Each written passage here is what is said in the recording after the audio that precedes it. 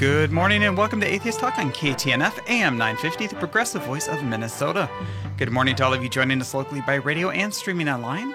We appreciate you tuning in. Today is Sunday, May 19th. My name is Maddie Love, and with me in studio is Hertzy Hertz. And we're excited to be joined via Skype by Dave Warnock, a former pastor, now atheist, who is sharing what remains of his life with us, or as Dave puts it, dying out loud. This is an open conversation. We welcome and encourage listener interaction with your phone calls to 952-946-6205, your emails to radio@mnatheist.org, comment on the Facebook thread, or tweet us at Atheist Talk. Hertzy, thanks for joining me in studio. And Dave, thanks for spending the hour with us on the wet, damp, and chilly Minnesota morning. Good morning. You are out in Tennessee, right? Nashville, yes. We're actually in the same time zone. Oh. Yeah, we're central as well. I'm sorry. And that's okay, yeah. But yeah, it's nice here today. It's not raining, so that's always good. Well, we'll trade if you want. No, thanks. No, I like the rain. I do too, but I just planted yesterday. Yeah, they need the rain. Not 40-degree rain. Yeah, No. I also heard there might be frost. This is November rain. Wow. Yeah. Frost in May? That's just wrong. Yeah, no. Welcome to Minnesota. I mean, unless you're a Nebraska football fan, but that's different. See, there can't be global warming with that kind of stuff going on. Come on. Yes, we went there. So I wanted to kind of start out this morning because of the topic that we're going to have by stating the obvious for anybody listening, that death kind of sucks and exists. And that, like, I'm personally not looking forward to it, but it's kind of inevitable. I feel like I'm almost looking forward to the dying part that I think I'm No. But what I was wondering is you're coming on air with us today to talk about this whole process and what you're going through in your life and whatnot. But like, how are you handling this so well?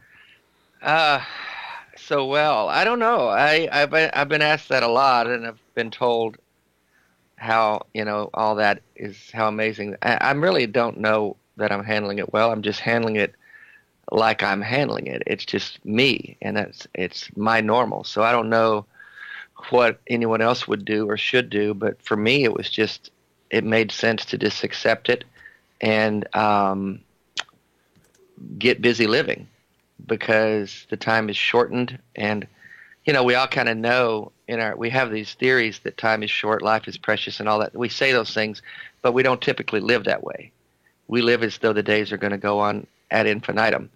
And when you find out they're really not, and you kind of have a real window into that, you get a little glimpse.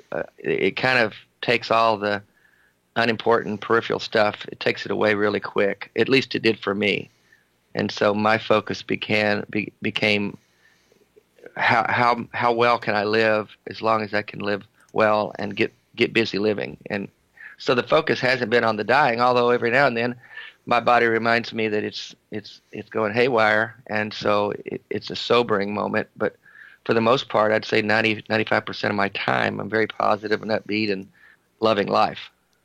So this may sound like a ridiculous question, but like, how has this diagnosis changed your outlook on life, or has it? Well, it really hasn't. It's just kind of it's magnified it, or it's put it. I've been living by a couple of mantras: carpe the frickin' diem, and grab the moments, because life is about the moments.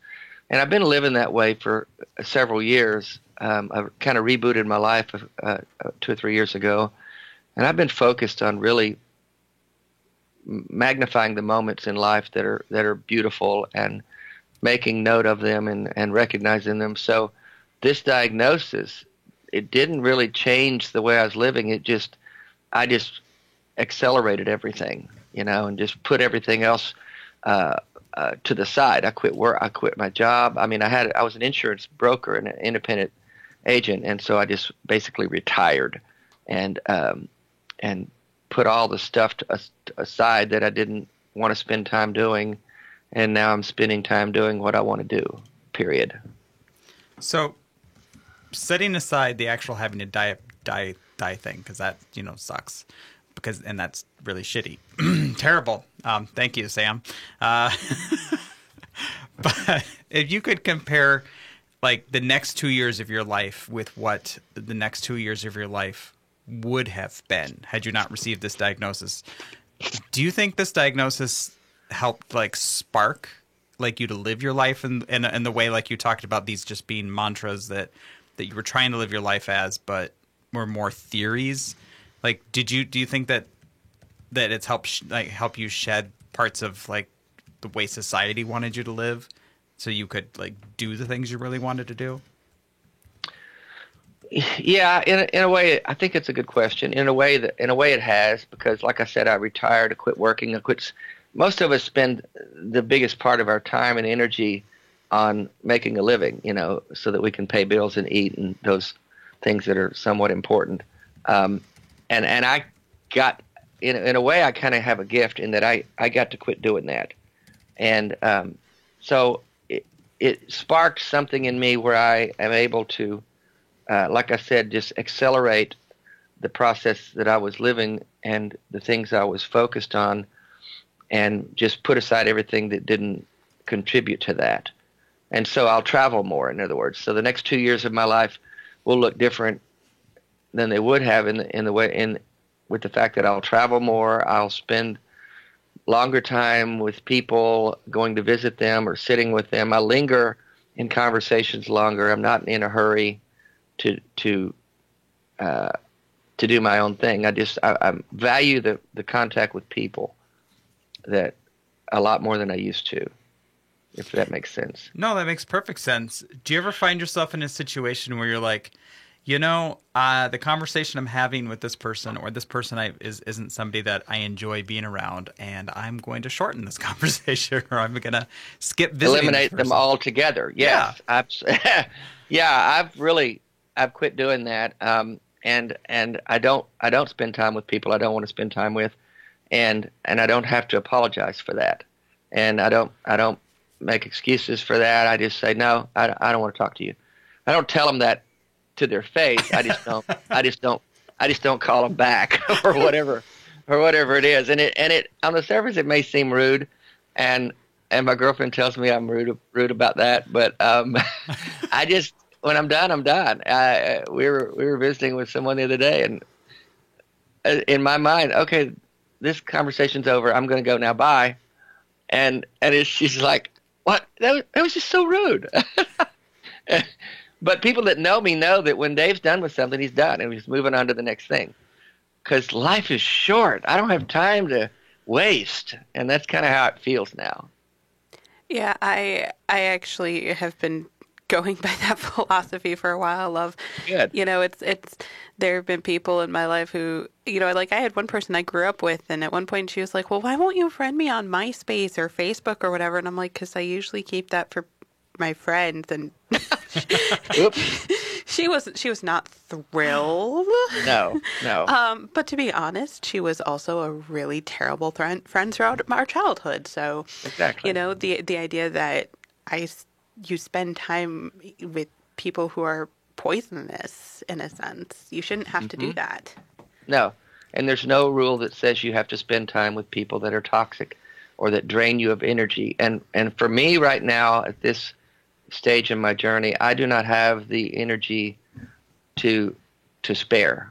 So if people are in my life that are going to drain me of energy and not contribute to me, and it's not all about me, because I can drain people of energy too. I know that we are all human, and we have these faults and weaknesses. But for me personally, I'm just not going to spend time in relationships and with people and doing things and going places that I don't want to spend time doing.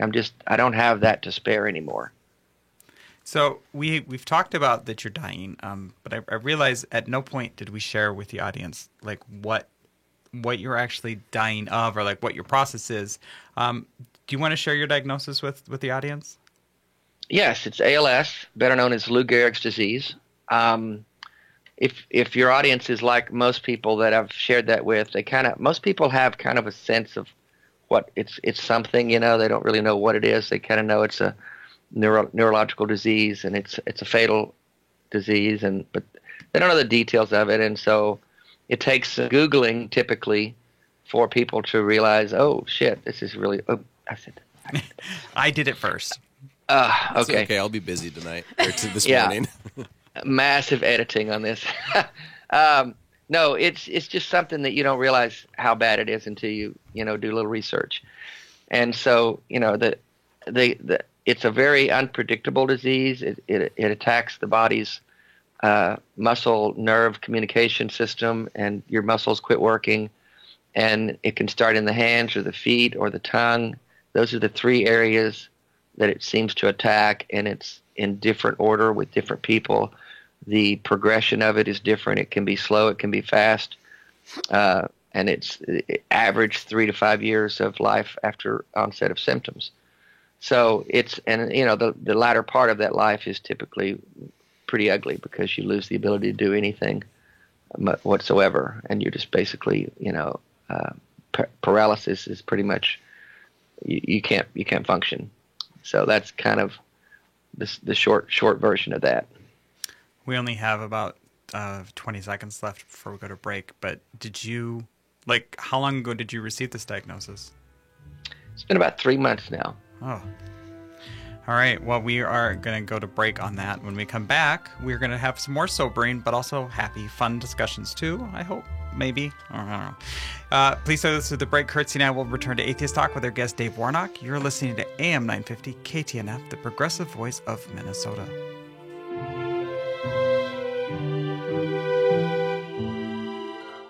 This is Paul Metzer telling you about a great event called Boom Boom Out Goes Childhood Cancer #9, a benefit for St. Jude's Children's Hospital Research Center in Memphis, Tennessee. It's happening at Grumpy's Northeast Saturday, June 8th, 2019, 1 to 8 p.m. $10 at the door. Features great musicians like Alicia Corbett, Tiny Darling, Porcupine, and Tom Nichols. Grumpy's is located at the corner of 22nd Avenue and 4th Street. The coolest club in town for a great event. Make it on down. Hi, this is Ken Hageland, host of Living Healthy and Aging Well, inviting you to listen to our new show airing on Saturdays from noon to 1, where we talk about your health and your life and provide insights to living and aging well. Each week, we provide answers to important questions regarding health care, elder care, end-of-life care, and caregiver support to help you and your loved ones plan for the future and enjoy your highest quality of life today. Please join us every Saturday from noon to 1 for Living Healthy and Aging Well. Being a dog is awesome, except when you really gotta go, but you're stuck inside. That's why I had my human called the Urban Dog. Daily walks, field trips, play groups, one-on-one time, safe off-leash play, and pet sitting. I love being an Urban Dog. The Urban Dog works with your schedule and can create a plan that fits your needs. The Urban Dog. Exercise, explore, socialize. Let the journey begin. Call 651-231-6333. That's 651-231-6333. Hi, my name is Mickey McCabe, and I'm the owner of Cucumbers Restaurant at 75th and France and Edina. If you've never been to Cucumbers, it's a buffet-style restaurant with a huge variety of salads, homemade soups, bakery items, and hot entrees that change daily and nightly, plus our always fresh fruit and delicious ice cream. We're open for lunch and dinner, but Sunday brunch is my favorite time at Cucumbers, with scrambled eggs, waffles, French toast, bacon, sausage, baked ham, chicken fajitas, brunch potatoes, warm gooey cinnamon rolls, and many other items to choose from. It's no wonder why Cucumbers has always been a popular Sunday destination.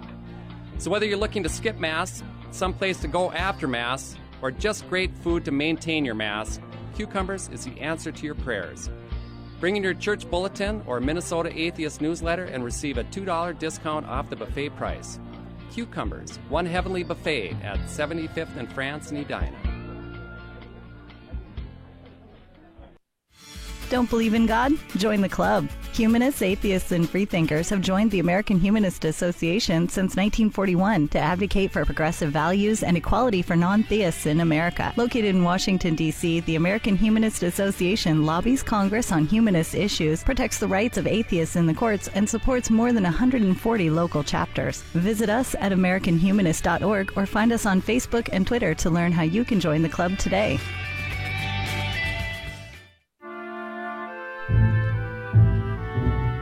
Welcome back to AM 950 KTNF, the progressive voice of Minnesota. You're tuned into Atheist Talk. I'm your host, Maddie Love, joined in studio by my co-host, Hertzie Hertz. And in just a moment, we'll return to our guest, Dave Warnock, as he shares his life and his experience with the dying process. I know you just finished listening to commercials, but I wanted to give my weekly thank you to both Minnesota Atheists and Cucumbers Restaurant in Edina for their support of Atheist Talk. We are supported by Cucumbers in Edina, and their buffet is extraordinary. The staff friendly and the atmosphere perfect for large groups, families, or even just two folks who want to chat after a Sunday morning radio broadcast. If you would like to join us and advertise on this program and help keep us on the air, please contact us at radio@mnatheist.org. And now back to Dave Warnock. If you'd like to get involved in the conversation, you can call us at 952-946-6205. Email us at radio@mnatheist.org. Join the thread on Facebook or tweet us over at Atheist Talk. So, Dave, when we jumped to break, you were just sharing what ALS is, which I guess it's one of those, like you were saying, like most people have to Google it, and I actually had to Google it. And even though I've been around people with ALS, and it was like, okay, but what does this mean, like an individual versus like, you know, are all the symptoms the same for everybody? And it sounds like they're different for everybody. Yes, absolutely. And you said go ahead. They start in different places. Like some, I've note of some. They start in their feet, where they start stumbling and lose strength in their feet and legs. Some of them start with their mouth, where they start slurring their speech and have trouble swallowing. Mine started in my fingers and hands. So I started.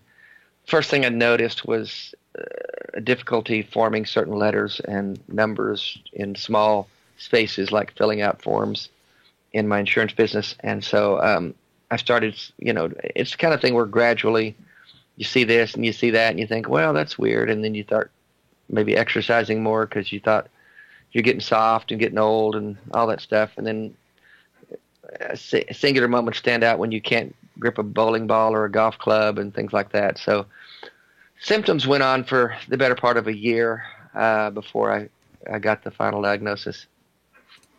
So I have in my notes that you're a former pastor. How did you find, like, how did you become a pastor in the first place? God just calls you, man. Does he call collect? Yeah, no, yeah. You pay off the nose all the time with him. Yeah, nothing's free there. I was caught up in the Jesus movement back in the 70s. I'm an old fart, and so I got in all the way, and I was the kind of Christian that was always all in. I wasn't a pew sitter. I wasn't peripheral. I was 100% into it, and so from the very beginning, I was doing street preaching and running coffee houses. I put college plans aside because I felt like Jesus was coming back any day now, and I had to be busy about his business and save the lost and build his kingdom. And so I spent the better part of 3.5 decades doing that, and he's still coming back tomorrow. Actually, he's coming back on June 9th. Oh, is that the newest one? That is the newest one. And for those in Minneapolis, I can't keep up. I know. For those in Minneapolis, we will be having an end of the world party on June 8th. More on that later. I've thought recently with political issues of late, which are always undergirded by religious conservatism, I've thought, golly, I wish the rapture was a real thing. I wish they would just go already. Just fly away, people. Please, just fly away. Anyway, so for my years as a Christian, I was in evangelical Christianity, very conservative, and a good part of that time I was either on staff at a church or as a lay leader, teaching Bible classes, leading small groups, preaching, doing worship leading. So I wasn't always full-time paid clergy, but I was always in leadership, and many times as an associate pastor, and in those different varying roles. But it wasn't. I didn't go to seminary. I didn't have any formal training. I just was self-taught by the Holy Spirit, which you can't get any better than that. that kind of training, like just gets inside you and takes over your life. Yeah. Yep. Yeah. I'm a former evangelical fundie, and there you go. Yeah, that was. That was definitely where we were at, too. We actually have a caller on the line. It is a Steve from Shoreview, and I think that I know this Steve from Shoreview. Nah, I don't think it's that Steve. Steve, we got about... It could be an imposter. You never know. But anyway, it's a fascinating conversation. And I'm sorry, I missed the guest's first name, but... Dave. And Dave, can you hear Steve? Yes. Hi, Steve. Okay, perfect. Yeah. Hi, Dave. I appreciate you talking about the dying process. It's an important conversation, and sometimes it's a difficult conversation, but you're living in it in a very real moment right now, and sharing that experience is something of great value, and I appreciate you doing that. My particular question is, we run into religious people who are very well-meaning, and they find somebody in your situation, and they go, well, I'll pray for you. Oh, you're so blessed that you had this happen because of this or that. And they're really saying it out of sympathy, and they're conditioned to say something like that, and they know no other way to really confront it, but they're sincere. And then there's people who say, I'll pray for you because they want to save your soul. Mm-hmm. And they want to mark up, okay, I'm going to make my way into heaven by saving this person right before they die. How do you react to those two different kinds of circumstances? Because I'm sure you run into it from time to time. Yeah, I do, actually. It's been a very interesting observation on my part. I've got most of my family is still in evangelical Christianity. My two daughters, my brother, my mom, my sister, and their reaction to my diagnosis has been markedly different from the reaction of my atheist and non-Christian friends, in that they don't know what to do with it, like you said, and so their response is pretty much, we're praying for you, which to me, with them knowing how I feel about that, is very passive-aggressive on their part. But nonetheless, it makes them feel like they've done something. And then after that delivery, they deliver that news to me that they're praying for me, like somehow that's going to make me feel better. But then there's total crickets, silence, nothing. They have no words. They don't know what to say. They don't know what to do. And they pretty much are running from this thing and in many ways in denial of it. Because what I've learned is that Christians just simply don't know what to do with death. And so they either avoid it, deny it, run from it. Even the Bible talks about death being the final enemy. The last enemy that shall be destroyed is death. And that's nonsense. Death is simply the end of your life, and everyone experiences that. My atheist friends are able to embrace it and run toward it and get in my pain with me and be involved in my life and not try to deny it or avoid it. And so honestly, when the Christians tell me they're praying for me, I don't even enter into that dialogue, because if I did, it'd probably get pretty ugly pretty fast. Because if go ahead. Guys, we have about 30 seconds for a break. Well, I'll just listen. Thank you very much. I appreciate it. No, thank you for calling in, Steve. Really appreciate it. Bye. Yeah, and so when they say they're praying for me, they have to either be praying for one of two things: that God will heal me. Oh, no, we lost him. Okay. Yeah. Oh, yeah. Steve is just going to listen online. We'll actually finish this up on the other side of the break. So please stay with us. Okay. Hertzie and I will return to Atheist Talk with our guest, Dave Warnock. You're listening to AM 950 KTNF, the progressive voice of Minnesota.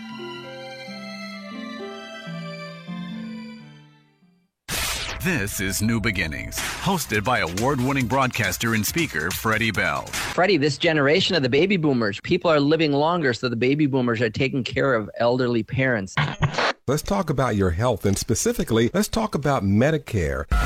Our show features the concerns of America's 78 million baby boomers in employment, finance, health and nutrition, and even entertainment. Catch New Beginnings with Freddie Bell, Saturdays at 11 on AM 950, the progressive voice of Minnesota.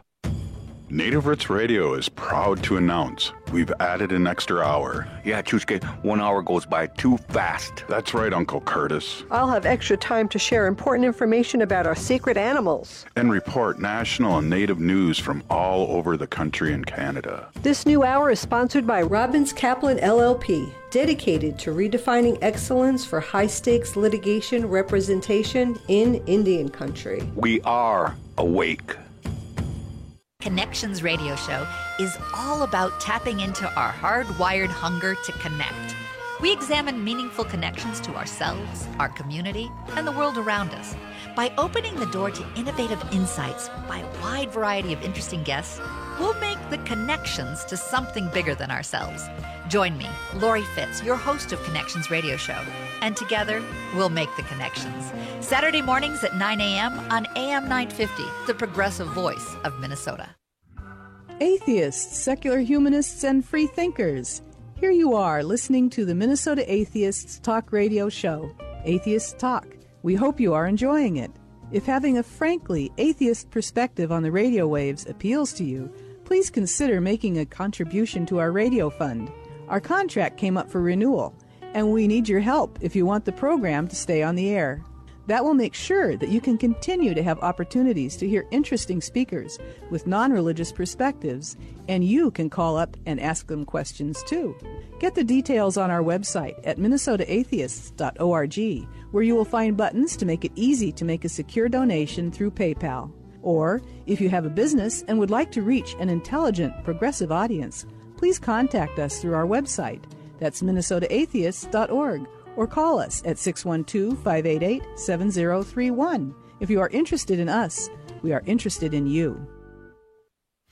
Don't believe in God? Join the club. Humanists, atheists, and freethinkers have joined the American Humanist Association since 1941 to advocate for progressive values and equality for non-theists in America. Located in Washington, D.C., the American Humanist Association lobbies Congress on humanist issues, protects the rights of atheists in the courts, and supports more than 140 local chapters. Visit us at AmericanHumanist.org or find us on Facebook and Twitter to learn how you can join the club today.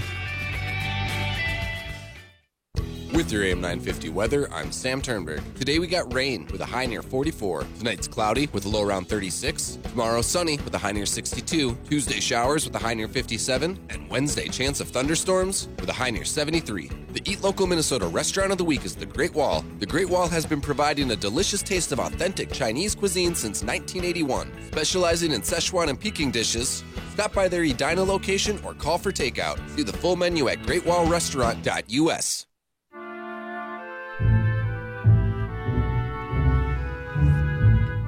Thank you for tuning in to Atheist Talk on AM 950 KTNF. I'm your host, Maddie Love, in studio with Hertzy Hertz, and we're chatting via Skype with former pastor, now atheist Dave Warnock, who is sharing what his life is like after receiving a diagnosis of ALS. If you'd like to chat with us this morning, you can call us at 952-946-6205. Email us at radio@mnatheist.org. Find the thread over on Facebook or tweet us at Atheist Talk. Before we return to Dave, I wanted to also thank our group of dedicated volunteers and the generous donations of you, our listeners. You help keep Atheist Talk on the air and in podcast. This week, we'd like to thank sustaining donor Cindy for her support. Thank you, Cindy. You are definitely appreciated. If you're able to help with a donation, please consider doing so at our Radio Fund page or our Patreon, where you can get extended interviews at patreon.com/atheisttalk. Minnesota Atheist is a 501c3 tax-deductible organization. We couldn't do the show without you, and we deeply appreciate your support. Music for Atheist Talk is by composer and member Brent Michael Davids and is used with permission. Please note, all opinions are of guests and hosts only and do not necessarily reflect the Minnesota Atheist Organization. Mischief managed. Let's get back to Dave Warnock. Dave, I had to cut you off right before we went to break. I'm very sorry about that. Did you want to go ahead and finish up what you were talking about? I'd have to remember what it was first, wouldn't I? Oh, no. So I don't know what we were talking about, honestly. I think it was the difference in the reaction between Christians and atheists to my diagnosis. And to be fair, I feel like that's something that, like, I know we attribute it to Christians and like the way Christians will talk about it and then run away from it because, like, oh, now that I have to talk about, like, actually, like, caring about people rather than just saying I care about people. But I feel like that's maybe something that I would probably sometimes have a hard time with too, and feeling uncomfortable. Like, you've made it clear that you're very open about chatting about this and, like, what your outlook on what remains of your life is. Yeah. But I don't know that that's something that everybody who is diagnosed with ALS probably shares. Like, I don't want to assume that, well, Dave is like this. I don't know. Yeah, maybe not. What I attribute their reluctance to deal with death to is that And when I talk about Christianity, I talk about the tribe that I was in, which is evangelicalism, conservatism. So I know that I know that Christianity is like autism. There's a spectrum. But the evangelical brand has a fetish for the afterlife. It's all about eternity, either heaven or hell. And they're very concerned with where you spend eternity. And so what that does by default is it minimizes the value of this life we know we have. And so when they confront the end of this life and there's a fatal diagnosis, then they just don't know what to do. They don't know how to get involved in that. They don't know how to maximize that, because to them it's just a warm-up for eternity. This is just a preseason football game. It doesn't really matter. And so it doesn't have the value that it has to those of us who see this life as the only life we have, and that every minute, every day is precious. And so they just kind of shove this aside, and then they have to be thinking, well, we just need to pray that Dave gets right with God before he dies, so that he goes to the good place and not the bad place. I don't know how many ties you still have with that community, but do you still have people who have come to you and been, trying to get you to kind of to evangelize to you to try and get you over? You would think they would, but they don't. It's the strangest thing. They're all concerned. I don't have a lot of ties. I've got some holdover Christian friends who still accept me. And when I say holdovers, I'm talking about people that were in my church that accept me for who I am as an atheist, and they don't shun me or run from me. And then I've got some family members who are connected with me. But you would think that if they're really concerned that when I die, I'm going to go to hell, you would think they'd be banging down my door and calling me night and day and saying, Dave, let's talk. We need to talk about this. This is very important. But they're silent. So I really can't figure out what they really think. And I think that they're so confused and they're so conflicted about what really is true. I mean, I really want to have a conversation with my mom or my evangelical pastor brother, and just look them in the face and say, what do you think's going to happen to me when I die? And I want to force them to answer that with, well, you're going to go to hell. And I don't think they can. I'm sorry. Oh, no, that's okay. I think a lot of times what people, especially people who are closer, we all do mental backflips for certain things and such, but I think that's one of the big things is they're like, oh, well, an exception will be made. Exactly. And I think that's where they would go. And they would say things like, well, God is the one who ultimately decides who goes to heaven and who goes to hell. And I'm not one to say that. And who knows what's really in your heart, and who knows what it's going to be like at the end, that deathbed conversion, which I plan to have a YouTube video made that says, oh, no, I didn't. Don't let anybody tell you I did. Do you... going all Christopher Hitchens on us. Yeah, I'm going to go see Hitch like on us. Yeah, well, I don't think he made a video. No. He was... I know he worked up until, as far as he could to make sure people didn't go, oh, he had a deathbed confession. It's like, no. Well, there was somebody that wrote a book asserting or implying that he did. And, they made money off of that. That's so gross. Charlatans, I know. Disgusting. And that's double gross. It's double gross, exactly. Yeah. So, no, I think you're right, though. They say that there's exceptions, and God knows, and God's the one that makes the ultimate decision. But I just hold them to their own theology is what I do. Because your theology says, if you're going to be true to your religion, your theology says that if I die as an atheist, and I know better, I know who Jesus is, and I know what his claim is, and I reject that claim, then I'm going to hell. That's what your theology says. And if you want to be inconsistent with your theology, then you have to live with yourself. Yeah, I just don't. I mean, I lived that theology for a long time, and I believed that theology, but it's just such a perverse way of looking at the world to with one side of your mouth talk about how much you love and care about people. Exactly. And the other side of your mouth, like basically writing people out of the world. See, you could almost say I got lucky. I grew up Catholic.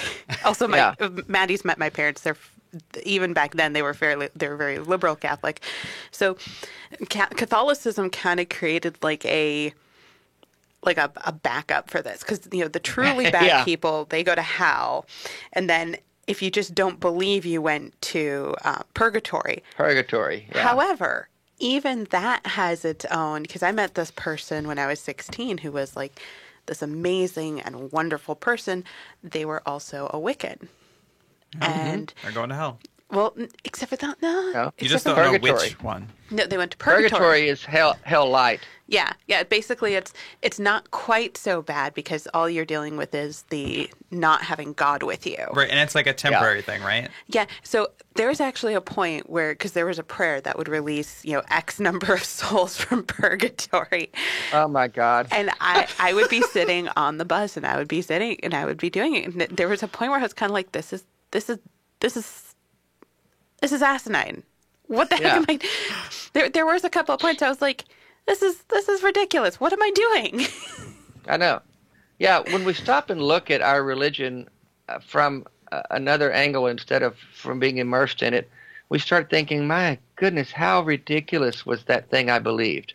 How ridiculous. We would look at Scientology and say, oh, that's it, those idiots. How can they believe that a spaceship came down to Earth and delivered something? Or those Mormons, that's so silly that they would believe that golden tablets were delivered. But it's perfectly rational to believe that God impregnated a virgin and created a brand new religion from that. So yeah, that's logical. But that other stuff's not. A snake told me that.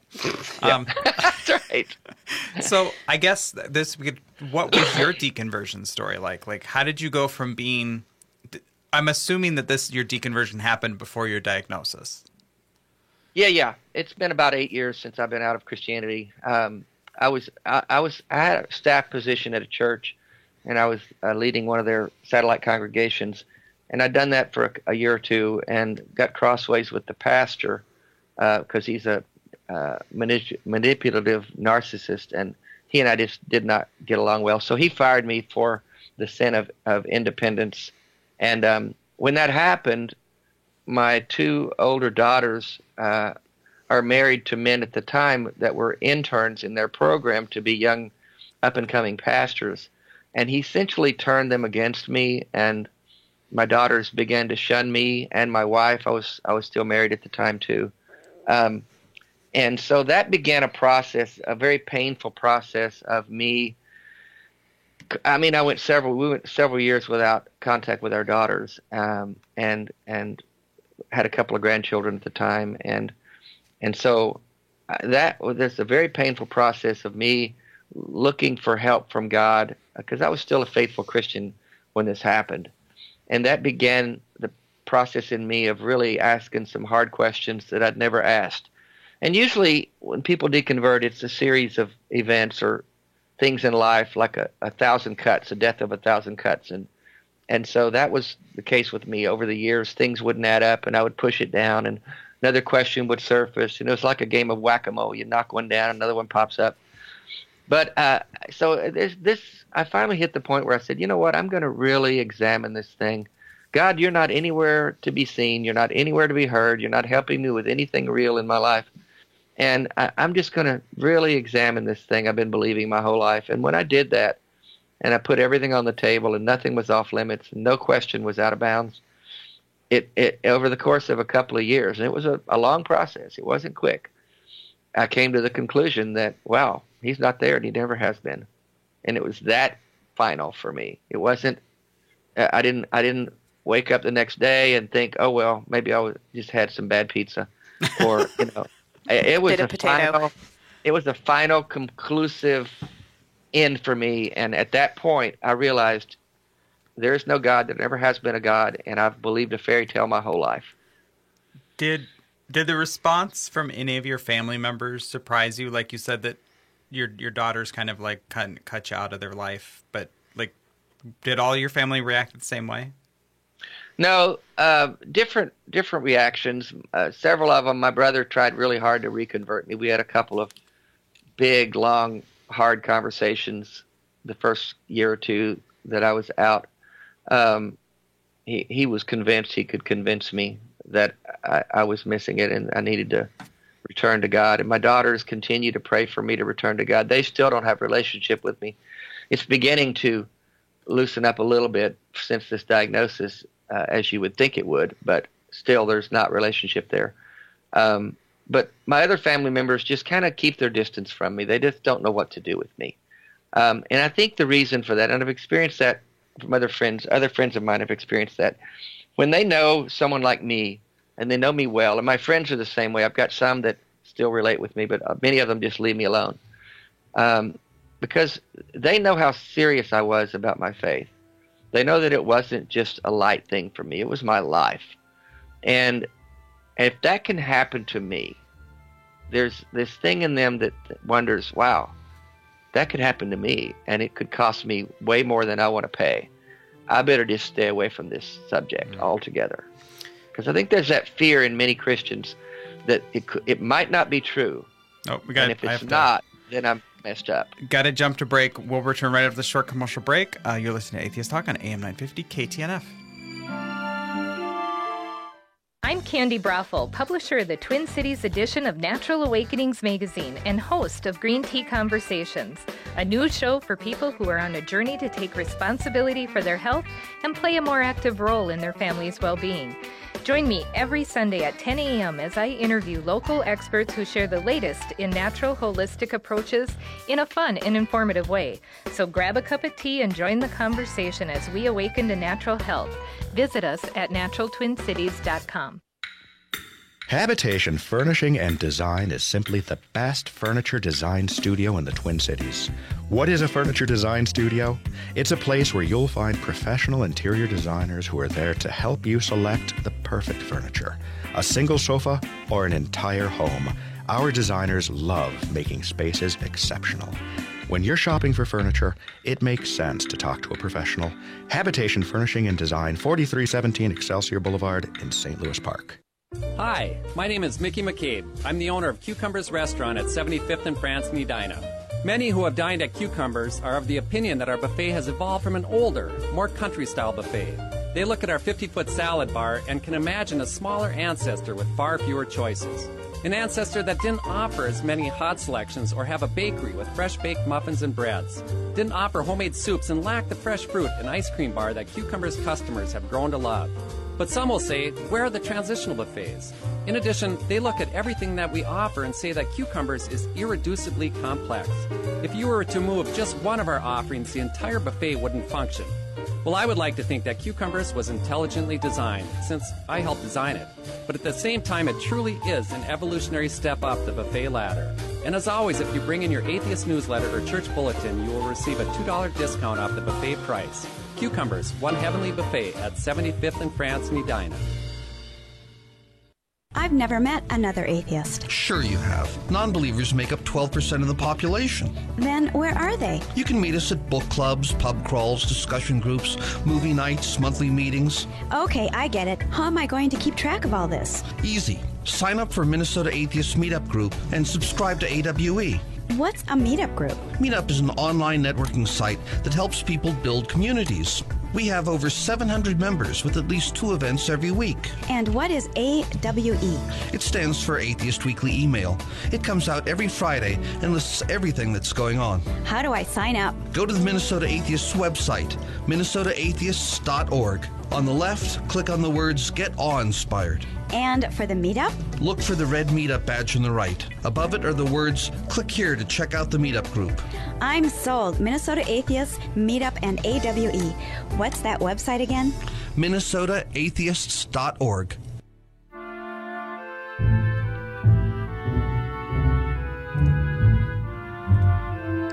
Welcome back to AM 950 KTNF, the progressive voice of Minnesota. You're tuned into Atheist Talk. I'm your host, Mighty Love, and I'm joined in studio by Hertzy Hertz, and we're happy to be joined by former pastor, now atheist, Dave Warnock.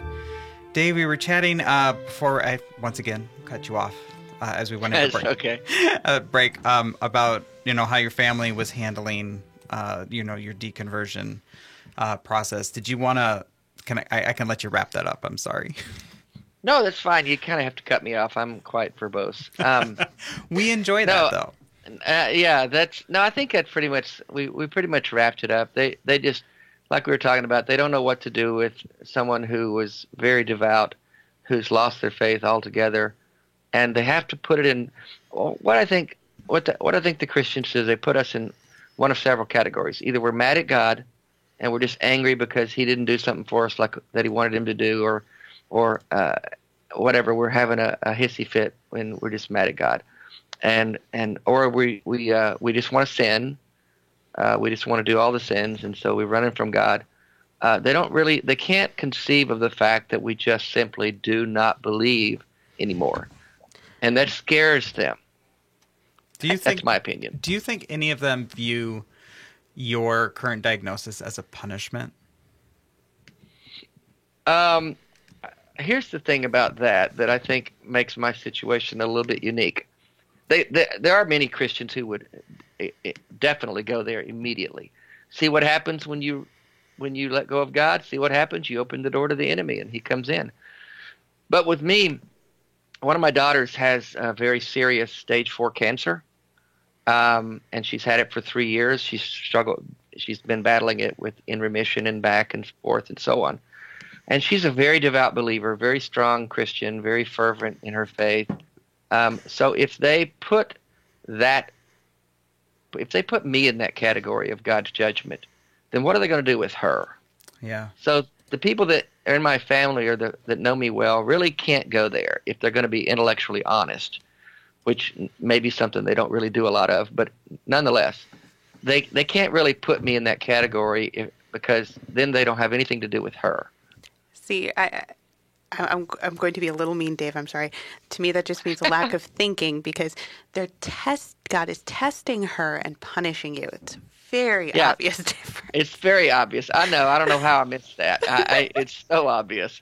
But no, I know there are those who will do that, and because you have to find, and that's what I love about being an atheist, among many things. First of all, I get to do all the sins. I was going to talk about that in a moment. But secondly, that life just makes so much more sense. It's so much less complicated because before you've got to figure out where's God in this. How does God fit into this situation? And so what you just talked about is what they have to do. They have to do all kind of mental gymnastics to put her sickness in one category and my sickness in another.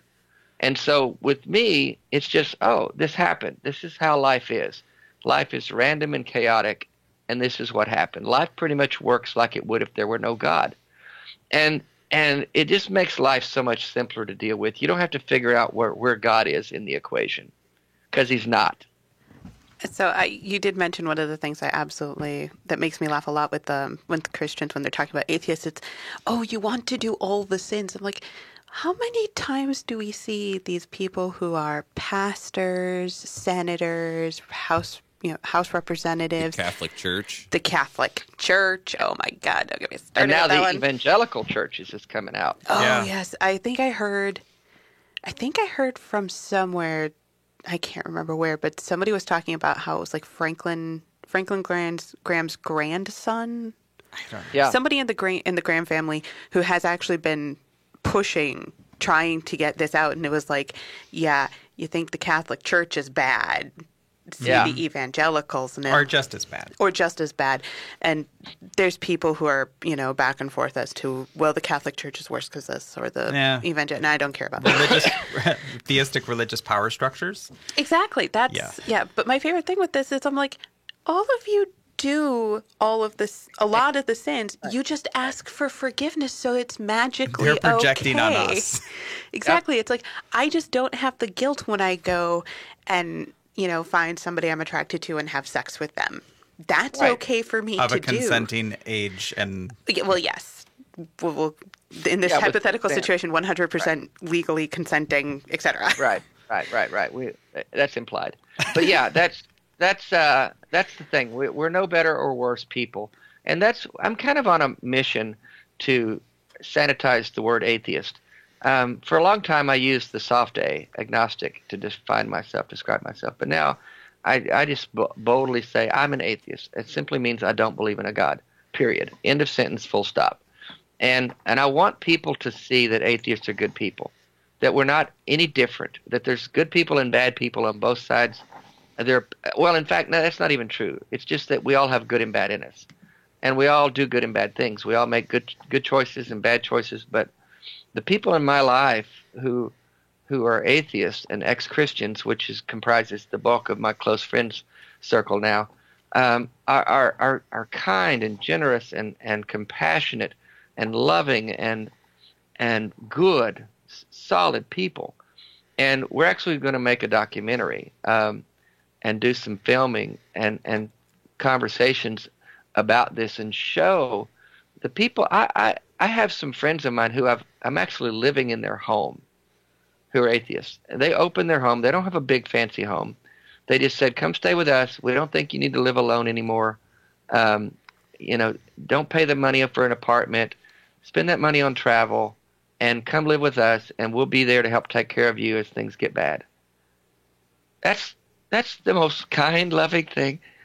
Yeah, that is. If the people I'm thinking of, is this Cass?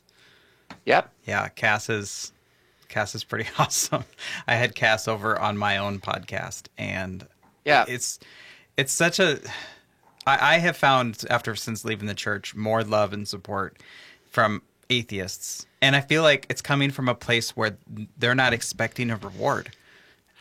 Exactly. There's no agenda. There's no hidden motive. It's just, let me do the right thing because it's the right thing. Yeah. And it's not doing the right thing so that God will give me a reward or I'll avoid some punishment from God. It's just doing the right thing because it's the right thing. I get incensed when people tell me that atheists have no morals. How do you have morals if you don't believe in God? Where do you get your moral? Jeez. And I said, whenever you can point me to the Bible verse that condemns slavery, then I'll let you define morality for me from a biblical viewpoint. Until then, we have nothing to talk about.